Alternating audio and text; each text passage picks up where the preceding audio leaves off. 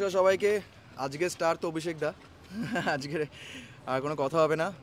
So সবাইকে দেখে খুব ভালো লাগছে, খুব ভালো লাগছে। আর আমি ওয়েট করছি কবে বরবাদ আসবে, খুবই তাড়াতাড়ি সেটা আসবে।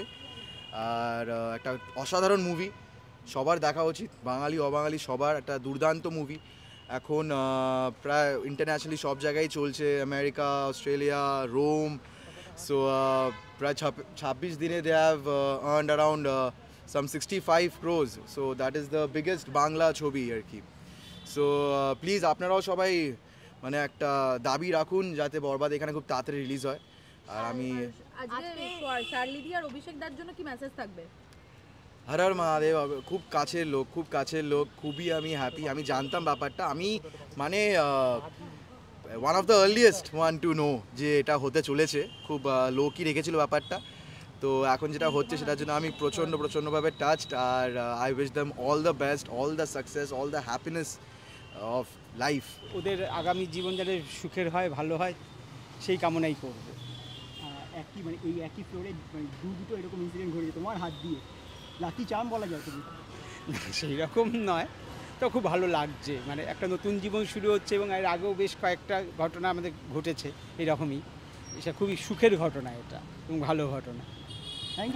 বেসিক্যালি মানে দেখো, মানে খুবই ভালো লাগছে কারণ ওদের দুজনের একটা সম্পর্ক এখন পরিণতি পাচ্ছে, তো এটা দারুণ ব্যাপার। আমার যেহেতু দাবাই হয়, আমি আর কি ভীষণই খুশি। তো তোমরা প্লিজ সকলে ওদেরকে আশীর্বাদ করো যাতে ওদের নতুন জীবনটা ভালো কাটে আর কি। কংগ্রাচুলেশন জানাতে এসেছি, অনেকটা তাড়াতাড়ি এসেছি আমি। তোমরা দেখতেই পাচ্ছ আমার শুটিং ছিল, শুটিং শেষ করে এসেছি। ভেতরে যাব, ওদের গিফট দেবো আর কংগ্রাচুলেট করবো। শুভেচ্ছা জানাবো, অবশ্যই এই শুভেচ্ছা জানাবো যেন সারা জীবন একসাথে খুব সুন্দরভাবে থাকতে পারে, যেমন এখন ওরা বন্ধুর মতো রয়েছে। এবং ওদের অনেক কিছু আমি বেশ কিছুদিন ধরে দেখেছি যেটা যে অনেক ওয়েভলেন্থ ওদের ম্যাচ করে, সেরকম যেন সারা জীবন ওরা একসাথে থাকতে পারে, এরকমভাবেই বন্ধুত্বের সম্পর্ক নিয়ে সেটুকু। বন্ধুত্বটা যেন বজায় থাকে আর কাঁধে কাঁধ রেখে, যে কারণে বিয়েটা করা, যে কাঁধে কাঁধ রেখে বহু বছরের পর বছর যেন একসঙ্গে কাটিয়ে দিতে পারে।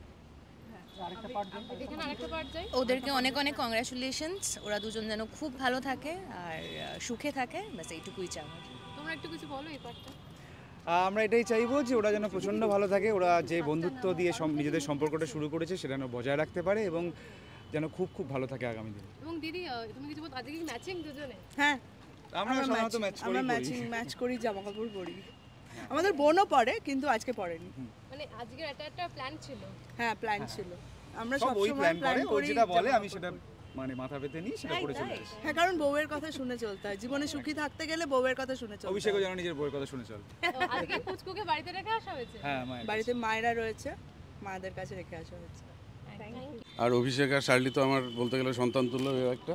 হ্যাঁ, তো একই সঙ্গে ঢুকলাম, তো আমি ঢুকছি, ও এলো আর কি, একই সঙ্গে ঢুকলাম।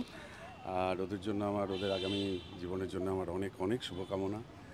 ওরা খুব ভালো থাকুক।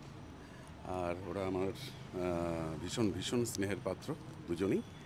তো থ্যাংক ইউ আর কি। কী আর বলবো, নতুন জীবন শুরু করছে, খুব ভালো কাটুক ওদের জীবন।